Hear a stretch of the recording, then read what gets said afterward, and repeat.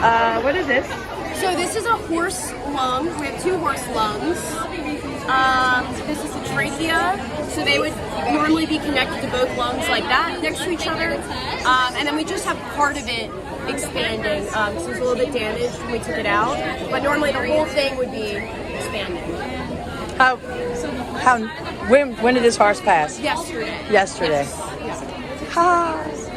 That is amazing. Where are y'all from? Oh, I'm originally I'm from Baltimore, Maryland, but I've been in Louisiana for the past like 5.5 years. So I'm from around here. Yeah. So, Okay. Where are you from? I'm from Texas. South Carolina. Oh, Gamecocks. And what's this? Well, maybe my memory is just so bad to like 40 years ago. They do come in all shapes and sizes. So, Is that a heart? Yes. From the same heart? When they take tests, sometimes they'll teach us like, Was it a sick horse? this is a horse It heart. had cancer. Yeah, and it was donated for educational. Okay. We didn't kill the horse for the event. Small, way bigger than what we used to see. Wow. So here's our horse heart. So mammals have 4-chambered heart.